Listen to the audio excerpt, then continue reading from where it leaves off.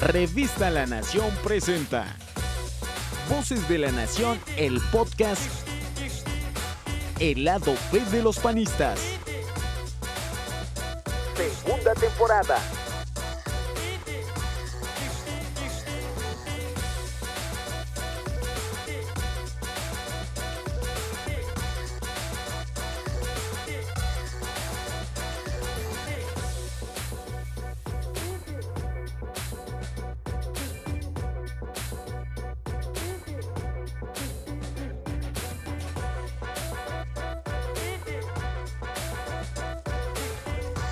Y no olvides vernos todos los miércoles a las 19 horas a través de Facebook Live.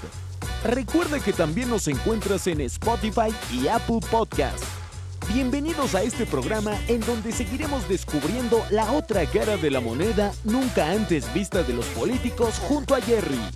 ¡Comenzamos! Hola amigos, bienvenidos a otro podcast de Voces de la Nación, de la revista La Nación. Yo soy Jerry y espero que se encuentren muy bien. El día de hoy tenemos a un invitado muy especial. Él es Carlos Madrazo, es diputado federal por el Estado de México y secretario de Acción en Plenitud del Comité Ejecutivo Nacional del PAN. Carlos, ¿cómo te encuentras el día de hoy? Jerry, muy bien, buenos días. Bueno, muchas gracias por tu tiempo, diputado. ¿Quisieras empezar con una preguntita random aquí de la esfera? Habrá que sacar uno. ¿Qué candidatura quiere usted tener? No, exacto. Sí. A ver, dice, ¿qué serie estás viendo? ¿Le gustan las series? Sí, claro que me gustan las series. ¿Cuál estoy viendo? Pues es una serie americana sobre crímenes cometidos en el pasado. Ok. Y lo que hacen es empezar a investigar crímenes de hace 20 años, de 30 años. Okay. Está muy bien porque son crímenes de mi época. Okay. Entonces, resulta interesante ver cómo le dan seguimiento y cómo están organizados y la dedicación que tiene la gente precisamente para ir pues con adultos mayores a preguntarles qué fue lo que pasó en su tiempo. Claro.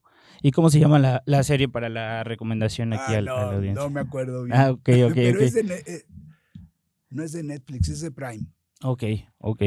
Bueno, sabemos que tu secretaría es como de reciente creación. Ahorita nos cuenta un poquito más de eso. Ahorita queremos saber un poquito más de usted, de su historia.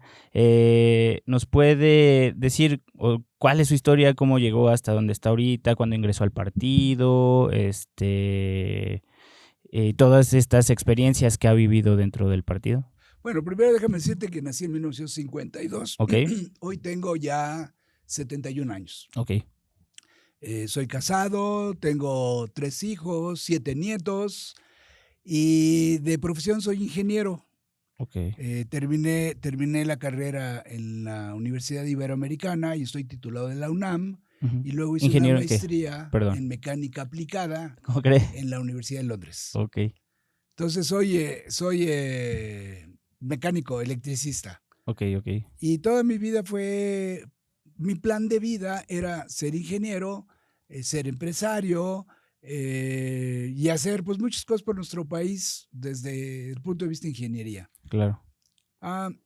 Trabajando fuerte en esto, una empresa que tenemos de la familia, Metal Mecánica, okay. Y me dediqué a la reparación de motores diésel de gran tamaño para petróleos mexicanos, ferrocarriles nacionales, algunas perforadoras como Perforadora Campeche o el Águila, okay. Y estábamos haciendo todos esos trabajos, pero resulta que empezaron a venir las crisis recurrentes en los 80s y en los 90s, y pues ya estaba yo cansado de hacer la empresa y rehacer la empresa y la verdad es que las devaluaciones y la incertidumbre en general uh-huh.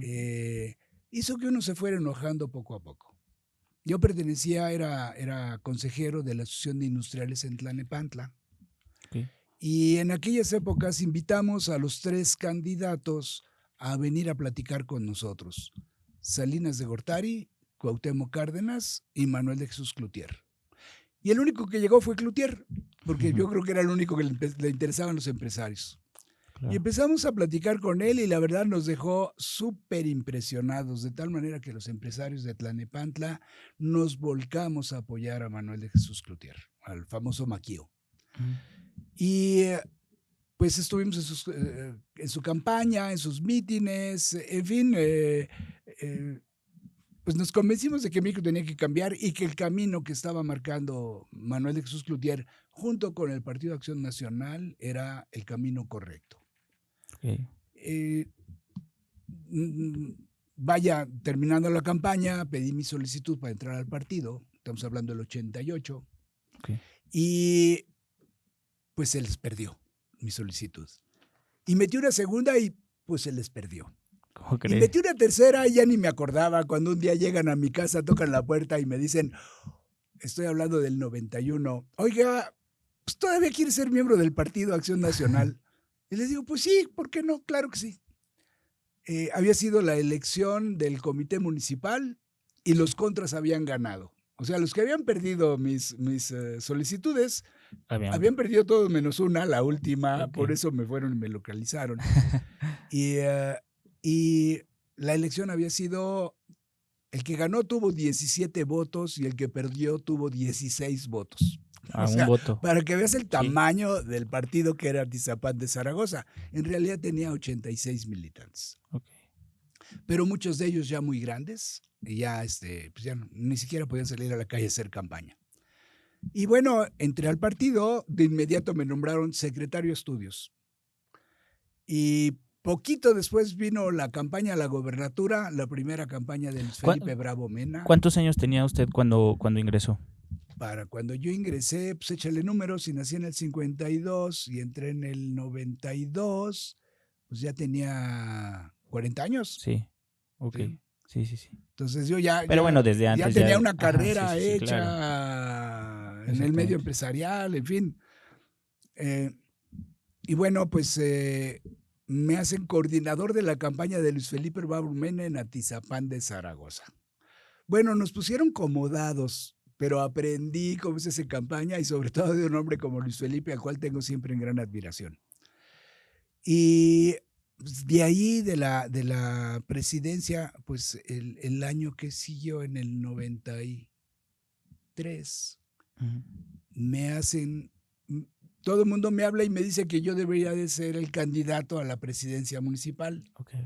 Obviamente los miembros del partido lo que estaban buscando era la primera, la segunda regiduría y la diputación plurinominal, que era lo que normalmente el partido ganaba, porque éramos segunda fuerza, y los votos teníamos un distrito con Nicolás Romero y Atizapán que se sumaban y nos daban para que el diputado pudiera entrar por primera minoría. Claro. Y bueno, pues agarré, me metí, vaya, no me metí al partido para ser candidato, pero en aquel momento encontraron al más tarugo con más dinero que podía pagar la campaña, y ahí voy para adentro. Esto fue la candidatura a la presidencia. A la presidencia municipal en 1993. Y la verdad es que hice una buena campaña, le echamos ganas, éramos poquitos panistas, pero mucho de la sociedad se empezó a integrar con nosotros. ¿Y cuál sería nuestra sorpresa? Que ganamos. Pero como dijeron los priistas, no cuidaste las casillas. Y nos robaron de manera vil la elección. Tan vil era que no quisieron abrir los paquetes cuando en aquel momento el Código Electoral del Estado de México decía que si tú lo pedías en tiempo y forma, los paquetes electorales tenían que ser abiertos. Sí. Y se negaron a abrir los paquetes. Entonces armamos un follón ahí. Llegó entonces el diputado Javier Pazarza, se subió a las mesas, les pateó sus cuadernos, era terrible el Javier. Claro. Tuvieron que suspender la sesión en el Consejo Electoral de Atizapán de Zaragoza. Y nosotros nos salimos, nos encadenamos a las puertas, bueno, casi nos encadenamos, nos quedamos a 2 centímetros de meter el candado porque los policías se nos echaron encima. Sí. En fin, sacaron los paquetes, se los llevaron a Toluca, allí hubo una gran discusión y entonces el secretario general de Gobierno del Estado, que era César Camacho, pues mandó quemar los paquetes. Y quemaron los paquetes y ahí quedó toda la evidencia de que nos habían hecho un robadero espantoso. Claro. Algunos paquetes, imagínate, Atizapán Zaragoza no es un municipio grande, tiene 93 kilómetros cuadrados, pequeño. Está al lado y de los paquetes Naucalpan. llegaron a las 11 de la mañana, No. o sea, se los llevaron, empezaron a tachar las boletas, empezaron a generar nuevas actas, no, hicieron barbaridad y media, pero no les dio tiempo, no se organizaron. Entonces, cuando llegaron los paquetes, nos dimos cuenta de la tranza porque unos paquetes no traían nada Ujú. y otros venían súper cargados. Y entonces el cuate que estaba ahí, nuestro del partido, en representante, les ayudó a bajar las cajas. ¿Cómo? Y ahí se dio cuenta de que, pues, ¿y ahora qué es esto? ¿Cómo ¿Qué unos está vacías pasando? y otras dobles? No, pues las metieron como pudieron, hicieron lo que hicieron. Y si lo hubieran abierto, vaya, nos hubiéramos dado cuenta del gran cochinero que habían hecho. Claro. Como eso se hizo así, nosotros estuvimos hasta que se decidió la Cámara por 15 días en un plantón enfrente del Palacio. Si tú ves La Nación creo que es de diciembre del 93, Ujú. ahí está la fotografía del plantón. Sí, A ver si la encontramos y la ponemos aquí en la sí, pantalla. ahí la tienes, ahí tengo yo, saqué una copia. Súper bien. Y bueno, pues entonces lo que hicimos fue, pues esto no se va a quedar así. Empezamos a hacer el trabajo, empezamos a organizarnos. En aquel entonces ya teníamos apoyo también del PRD. Ok. El PRD también estaba muy molesto. Y empezamos a hacerles plantones. Todos los meses nos montábamos para recordarle al gobierno que era un gobierno espurio. Y algunas veces nos volvíamos a dormir ahí porque nos hacían alguna cuestión. Nosotros teníamos un espectacular en la avenida principal. Cuando nos la quitaron, nos fuimos nuevamente en plantón. Y otra vez pusimos las tiendas de campaña. Y otra vez dormimos ahí enfrente del palacio en reclamo de lo que nos habían hecho. Y el presidente municipal ya no quería que hiciéramos plantón en la explanada municipal. Y entonces nos mandó quitar. Okay. Pero nos encadenamos a la esta bandera. Y no nos pudo quitar. Hicieron un berrinche los señores. Sí. Y obviamente llegó la prensa y se armó el gran escándalo. Pues tanto estuvimos trabajando. Todos los fines de semana, obviamente, era ir a visitar las colonias. Atizapán era un municipio pues, que era parte del cinturón de pobreza de la Ciudad de México. Las calles de lodo, drenajes no había, agua ni pensarlo. Alumbrado público, bueno, pues no, ya eso era un lujo que no podían darse porque no llegaba ni siquiera electrificación. Sí, los ejidatarios se habían puesto a vender terrenos a diestra y siniestra desde 5,000 pesos. Ujú. Entonces, pues mucha gente llegó de Azcapotzalco, de Naucalpan, inclusive de la parte oriente venían muchos. Ujú. Teníamos una población interesante indígena. En fin, o sea, cuanta gente buscando una mejor vida que llegaba a la Ciudad de México, pues encontraba un rinconcito donde quedarse. Claro. Y ahí estuvimos haciendo campaña, entendiendo a la gente. En la primera campaña les comento jocosamente que la gente se metía a su casa y sacaba a los perros, Okay. con suerte, y nos mordían. Y en la segunda campaña, que nuevamente en el 96 me propongo para ser presidente municipal, Okay. las 2 veces fui electo por unanimidad y candidato único. Yo era el único loco que había, yo creo que hay en el municipio. Pues salimos a las calles, empezamos a hacer esa campaña y entonces empezó a pasar al revés. Okay. La gente metía a los perros y salía a la calle ellos a platicar con nosotros. Claro. Y así fue como finalmente llegamos y... ¿Cómo fue este efecto? ¿Se dieron cuenta de todas las barbaridades que hicieron o...? Pues mira, es que durante los 3 años que estuvimos haciendo campaña de manera permanente, Sí. pues llegamos y les ayudamos, así sacamos la pala y el pico y empezamos a ayudarles a meter claro. el drenaje, conseguíamos algunos ladrillos, a veces alguna manita de chango para poder hacer Ujú. el canal donde vas a meter el tubo para el drenaje, cosas así. Claro. Y entonces la gente se empezó a dar cuenta de que Acción Nacional estaba verdaderamente interesado en ellos. Ujú. Y logramos entonces pues ganar la elección y 2-1. O sea, el PRI tuvo 20,000 votos, yo tuve 40,000 votos Sí, y vas para adentro. sí, claro. Y empezamos a trabajar, iniciamos con un presupuesto de 186 millones de pesos. Ese fue el primer presupuesto, que era un presupuesto minúsculo. Sí.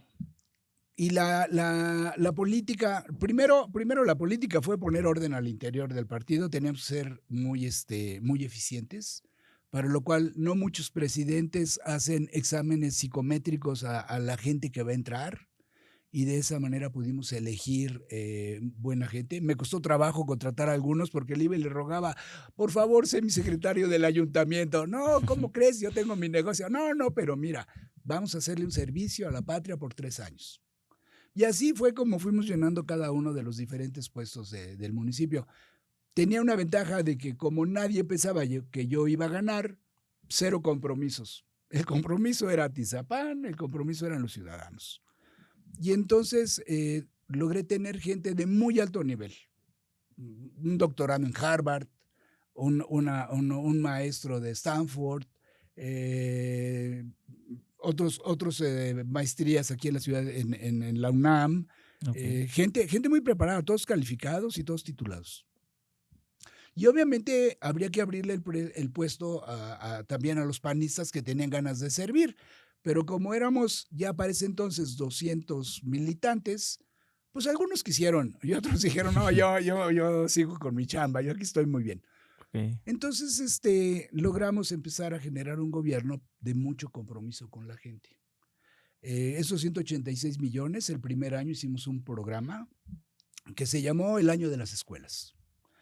Y todas las escuelas que eran de lámina, de cartón, de escuelas que no tenían patios y a todos le entramos.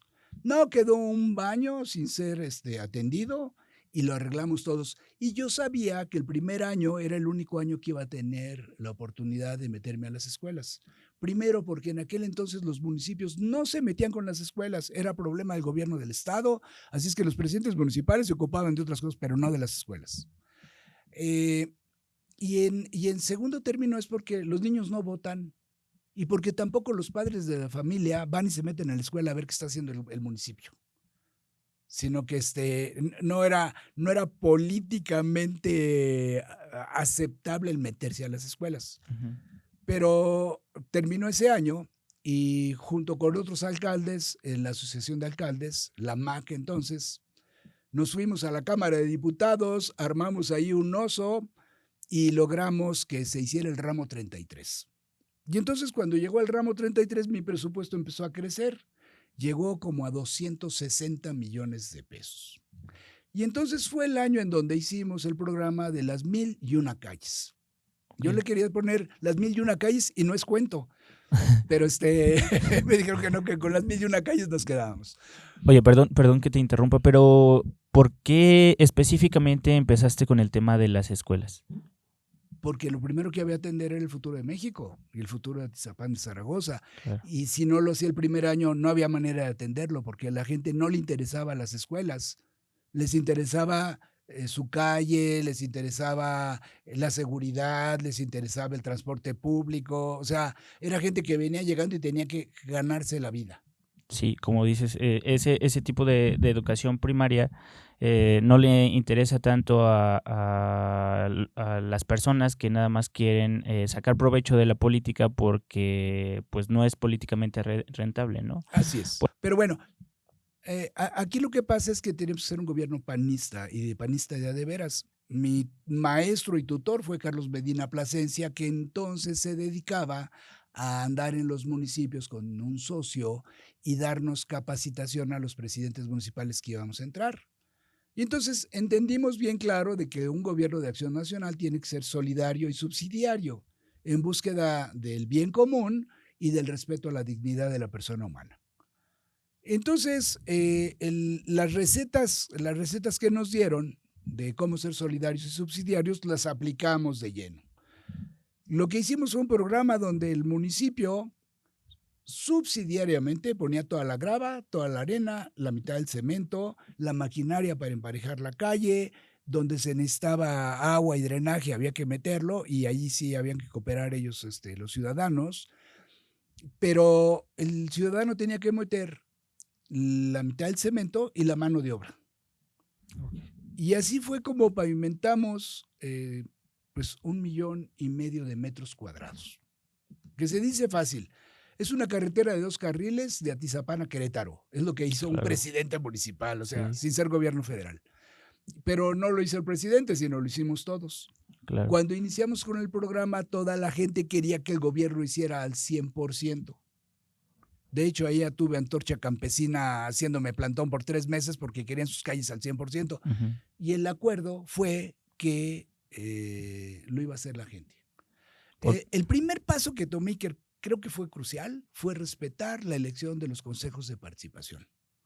Cuando un presidente municipal mete las manos en la representación ciudadana, lo que va a tener son representantes del gobierno municipal en las colonias. Y tú lo que quieres es tener representantes de las colonias que te digan qué es lo que quieren. Claro. Porque de lo que se trata es de satisfacer a la gente, no de satisfacer al presidente municipal. Totalmente. Entonces, nos respetamos al 100%. Yo les dije, a ver, aquí yo no voy a apoyar, apoyo a todos, pero a nadie. Cada quien, si quieren ser líder de su colonia, pues se lo tienen que ganar. Armé un consejo electoral, 1 por cada partido. O sea que había uno del PAN, uno del PRI, uno del PRD, uno del Verde y uno del Frente Cardenista. Y ellos eran los que tomaban las decisiones. Era totalmente plural, así es que las decisiones eran, pues, todos de alguna manera tenían algo que decir y hacer, y así evitaba yo malos pensamientos y tapujos, porque nuestros estatutos dicen con claridad que debemos de hacer de la democracia una forma de convivencia. Y si un presidente municipal mete las manos, simplemente es una acción antipanista desde mi punto de vista. Y nos resultó, porque cuando llegó la gente, la mayoría eran consejos priistas, como casi el 60%. Como un 30% eran de Acción Nacional y el 10% era entre el PRD y uno del Frente Cardenista. El Verde no tenía nada. Entonces, empezamos a trabajar con ellos, les dije cuáles eran las condiciones, que primero eran las escuelas, estuvieron de acuerdo los consejos en ir con las escuelas. Yo creo que los agarré dormidos, pero luego empezaron a presionar, quiero agua, quiero calle, quiero luz, quiero seguridad. Y entonces empezamos a trabajar. No les podía dar seguridad ni recolección de basura si no había calle. Como Atizapán no es un municipio plano, sino más bien es cerro. Sí. Entonces cuando llueve todo era zanjas, todo estaba, o sea, era imposible transitar. Ni los caballos podían transitar, se rompían las patas. Sí. ¿Sí? Pero empezamos a jalar. Antorcha Campesina se me echó encima. El acuerdo que tenía con todos los consejos de participación, ellos tenían 2 consejos. Se me echaron encima, pero pues yo llamé a los consejos en general y les dije, a ver, nuestro acuerdo es este, Antorcha Campesina quiere que le haga las calles al 100%. ¿Ustedes qué opinan? Arrolladoramente dijeron, no. Pues Antorcha Campesina se estuvo 3 meses enfrente de mi oficina con el sonido a todo volumen, presionándome para que le hiciera las calles. Finalmente les dije, pues mira, el gobierno del estado le debe a la administración anterior, ya no me acuerdo, como 60 millones de pesos. Vayan ustedes y peleen allá en Toluca, y si el gobernador les da ese dinero, pues yo pongo la otra parte. El acuerdo no se rompe porque ustedes ponen una y yo otra. Yo ese dinero ya lo doy por perdido. Claro. Y el gobernador ya era César Camacho, el que había mandado a quemar las urnas. Pues nos pusimos a hacer las calles, finalmente todo el mundo quedó muy contento. Pavimentamos, le metimos agua, drenaje y pavimentación y alumbrado público al más del 90% de las calles de Atizapán. Oye, una cosa que tengo como bien ubicada es que cuando metes a las personas al proceso y a este proceso de mejorar como su municipio y que ellas puedan estar dentro, que puedan participar, que puedan, no sé, a lo mejor pues sí, participar de cualquier forma y ayudar, se sienten más identificadas y por lo tanto se ponen más la camiseta, ¿no? Uh-huh. La fórmula de nuestro partido, Solidaridad y Subsidiariedad, tiene muchas aristas. Y una de estas aristas es que la gente se siente copartícipe y propietaria de lo que están haciendo. Exactamente. Aquí la cuestión era, cuando iba en campaña me decían, oiga, ¿y usted qué me va a dar por mi voto? Y yo lo que le decía es, comprar su terreno en 5,000 pesos, para cuando yo termine va a valer más de 250,000 pesos. Porque va a tener calle, porque va a tener agua, porque va a tener alumbrado, porque va a pasar la policía y también el camión de la basura. Y mucha gente va a querer vivir en el predio donde tú estás, así es que va a subir de valor. Y dicho y hecho, la plusvalía se fue a las nubes. Claro. Hoy no compras por menos de $500,000 de pesos un predio en cualquier colonia de Atizapán. Claro. Y a lo mejor me quedé corto. No, sí, totalmente.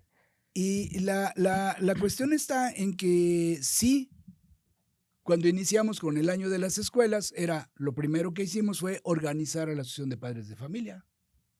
Una vez que los padres de familia estaban asociados, decidíamos que era lo más importante para la escuela. La barda perimetral, los baños, las aulas, el patio, o sea, cada quien decidía. Y lo que yo hacía es que llegaba con el cemento, con los botes de pintura, les daba las brochas y ustedes píntenle. Claro. Y entonces los padres de familia, primero lo que hicimos fue que se conocieran.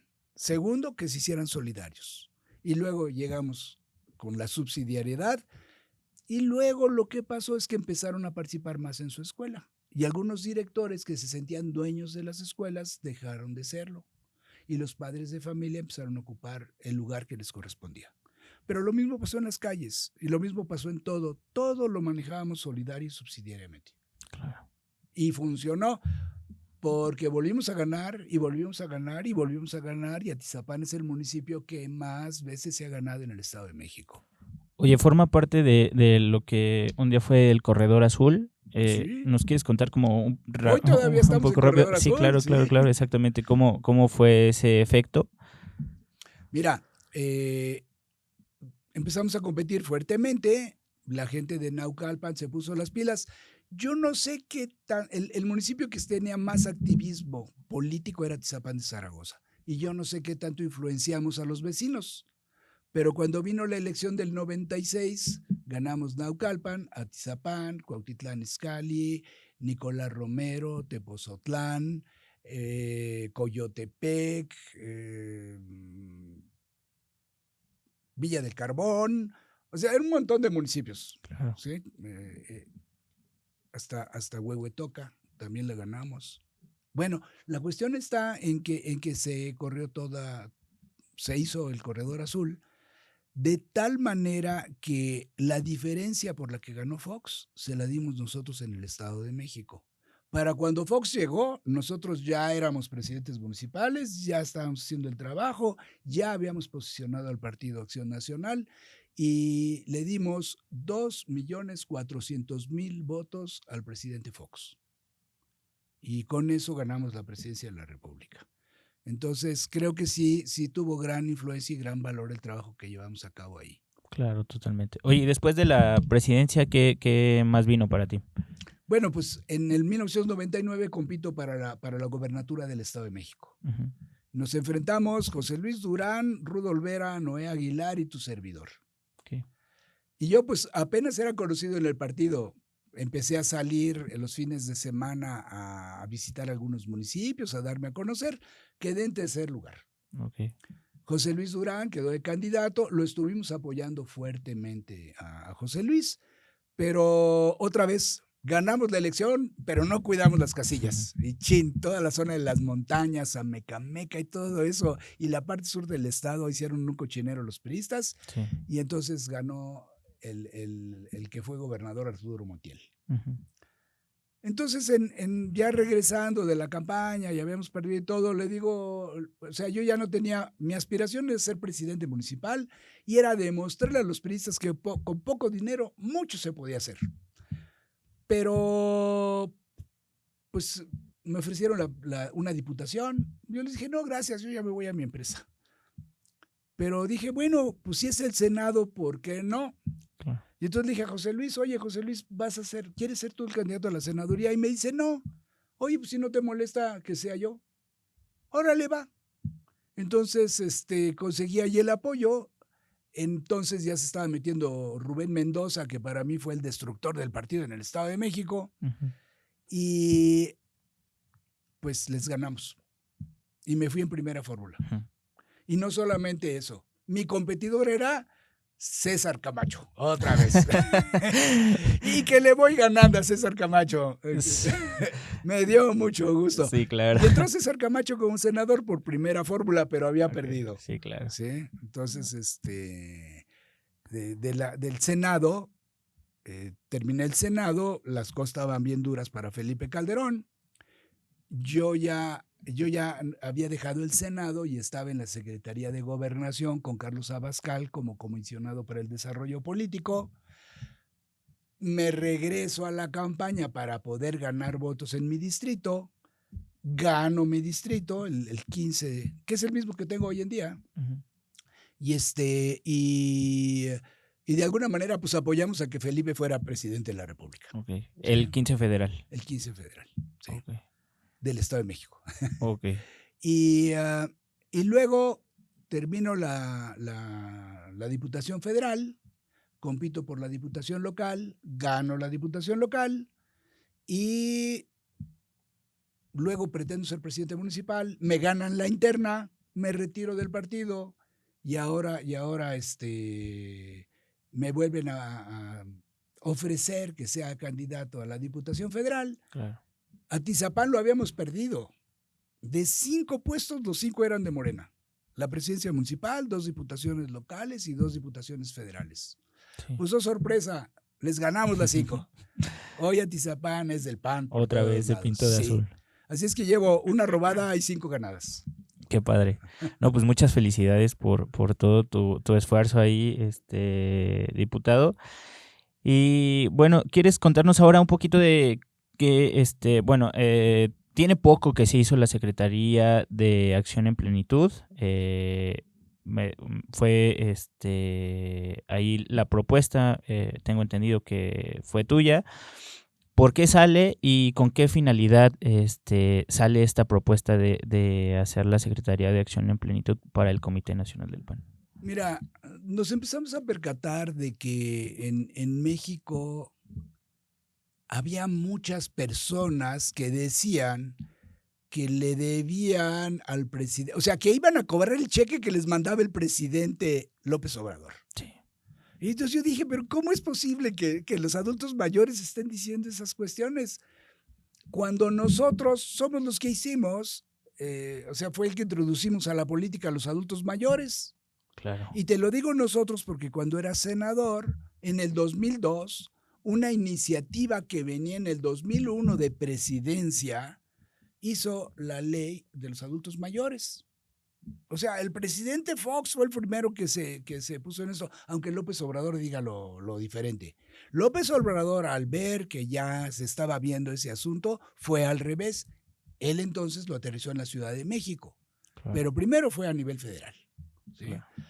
Entonces, yo dije, bueno, ¿y qué es lo que está pasando? ¿Cómo Morena va a podernos ganar el mandado con los adultos mayores, donde nosotros somos punta de lanza? Y empezamos a investigar cómo estaba el asunto, cómo estaba la cuestión de los adultos mayores, cómo estaba funcionando esta ley. No estaba funcionando muy bien. De 32 entidades federativas, solamente 7 tienen un instituto estatal de los adultos mayores.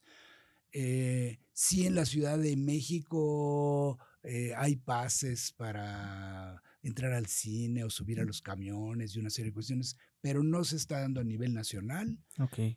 Acción Nacional estaba un poquito, como que no estaba viendo claramente qué eran los adultos mayores. Es que nos pusimos a estudiarle y nos dimos cuenta que el 14% de los mexicanos es adulto mayor. Uh-huh. Que casi el 19% del padrón de los votantes es adulto mayor. Pero que no solamente eso, los que más van a votar son los adultos mayores. Así es que finalmente uno de cada 4 votantes, o sea el 25%, es un adulto mayor. Es un voto importantísimo.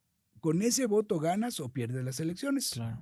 También nos dimos cuenta que los países que empatan con nosotros en Europa, básicamente, su apoyo más importante viene de los adultos mayores. Claro.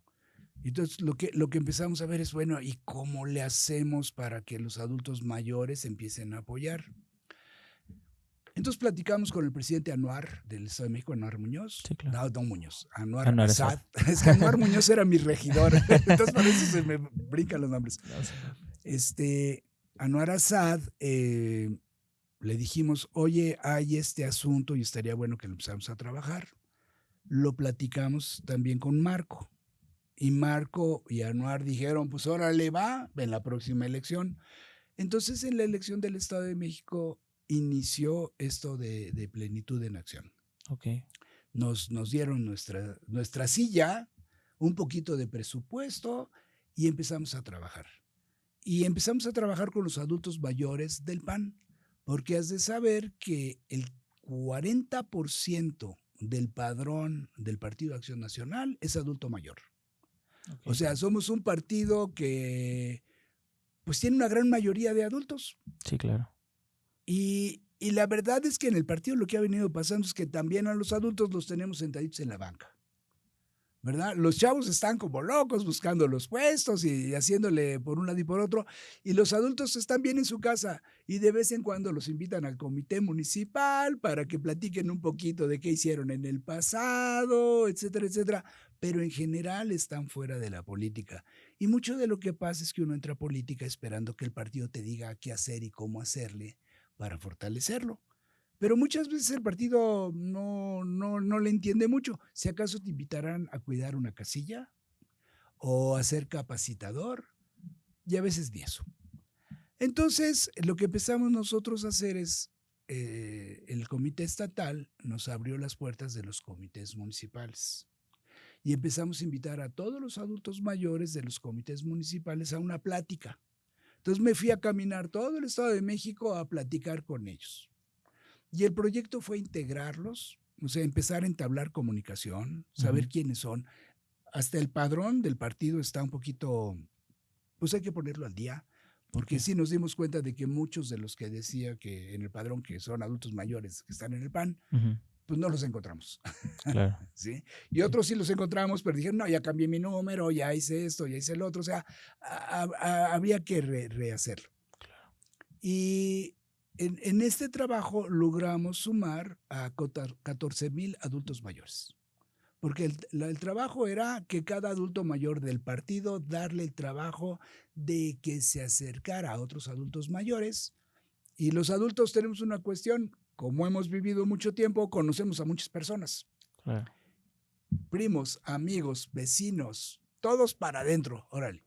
Y entonces en 3 semanas, porque primero fue prueba y error, cómo le hacíamos, para dónde íbamos, pero más o menos en 3 semanas y media, casi 4 semanas, logramos juntar 14,000 personas. ¿Cómo crees? Pues sí. Entonces, hoy en el Estado de México hay 14,000 personas ya organizadas y listas para ir a votar a la siguiente elección. Claro. Porque a mí me quedaba claro que este era un plan piloto.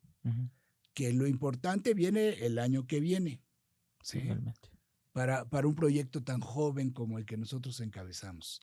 Y yo creo que va a ser exitoso porque fíjate que hemos estado platicando con los presidentes del partido en los estados y lo están recibiendo con mucho, pues, o sea, muy bien, nos están recibiendo con muchas ganas, con mucho ímpetu, con ganas de trabajar.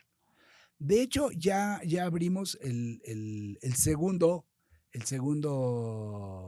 coordinación en Puebla.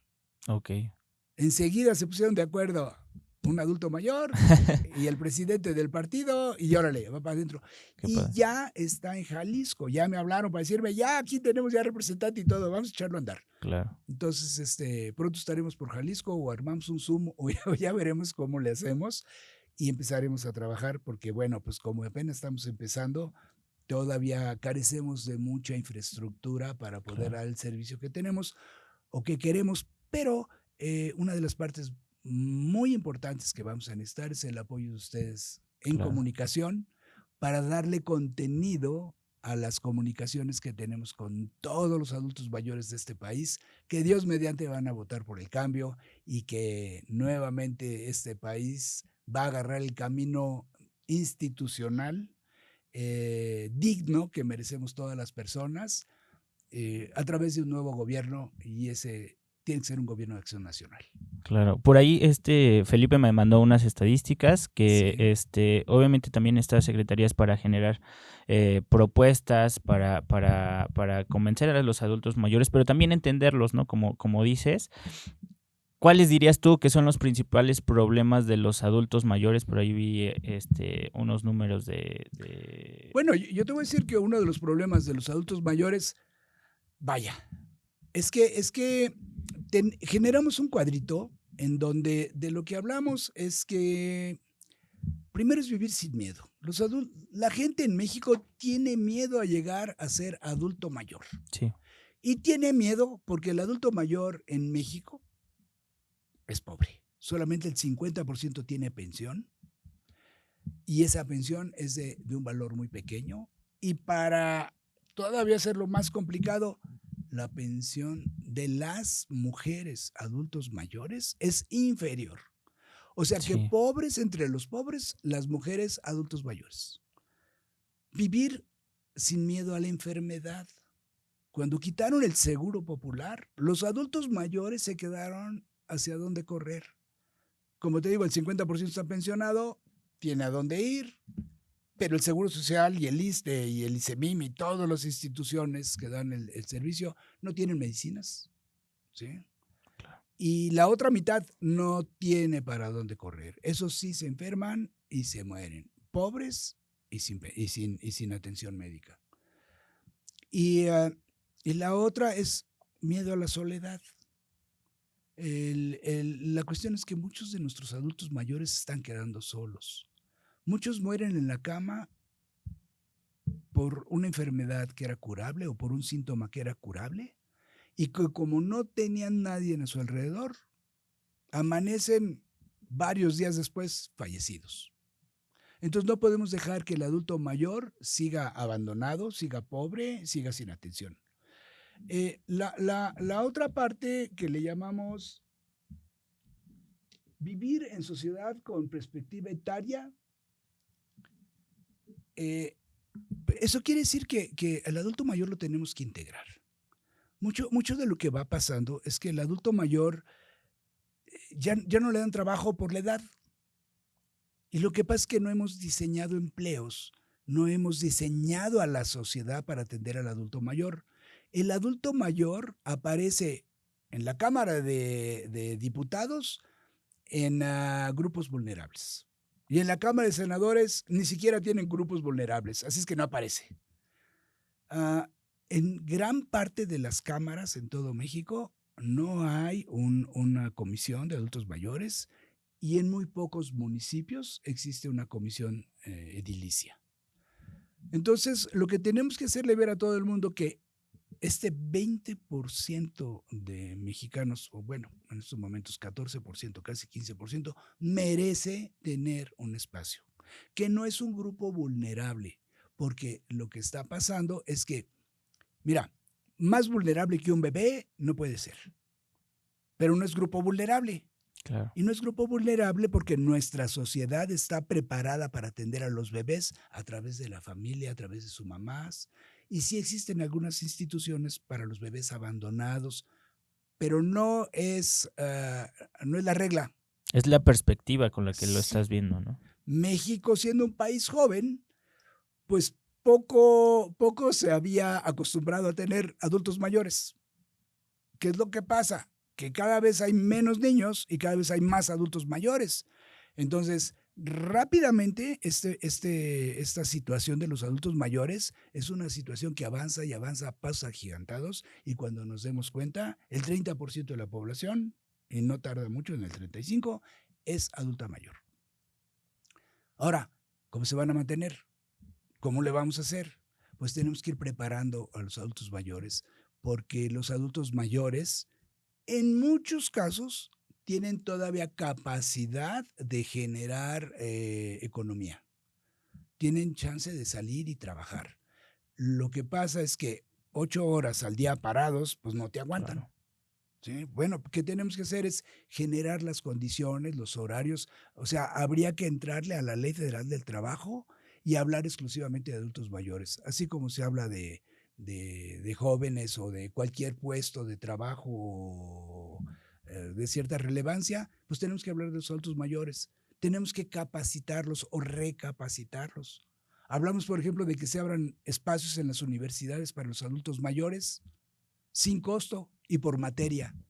Porque un ingeniero químico, pues sabe de química, pero seguramente hay algunas materias que no ha llevado. Le falta algo de informática, le falta entender los nuevos y últimos desarrollos, y yo te apuesto que va a poder ser muy productivo hoy, inclusive trabajando desde su casa, que son nuevas herramientas que antes no existían.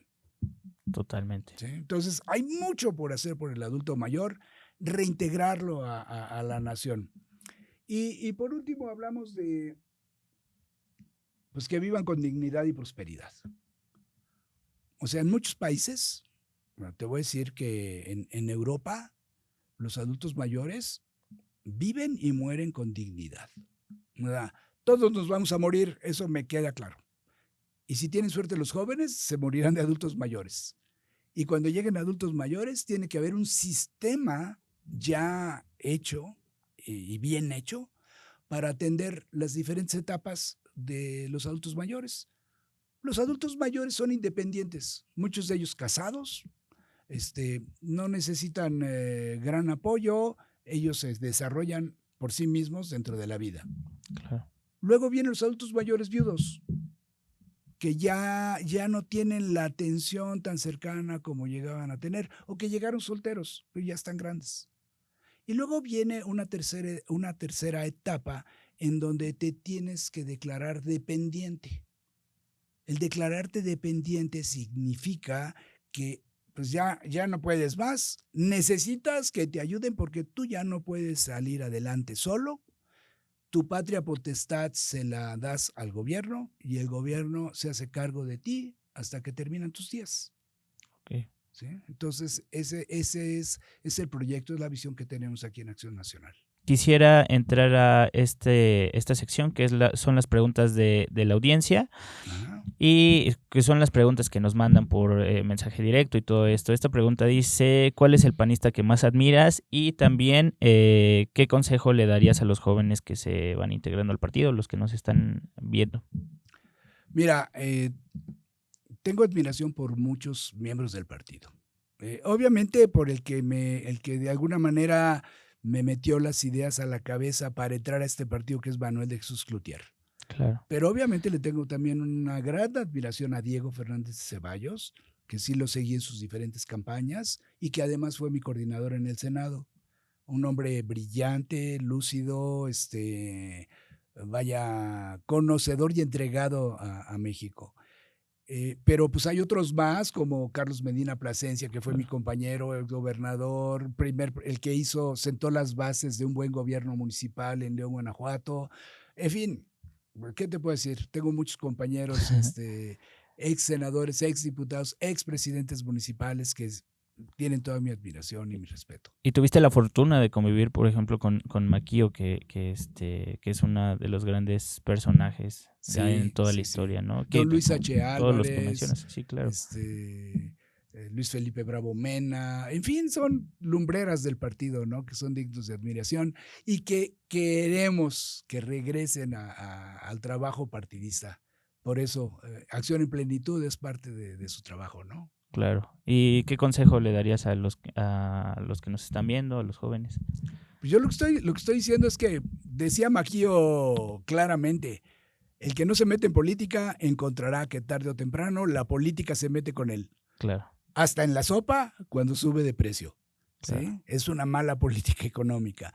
Pero hay muchas más cuando los paran en la calle, con los asaltos, híjole, tantas cosas que hay que componer en este país que solamente se componen desde la política. Así es que hay que traerle a la política porque el país no es de los políticos, es de todos.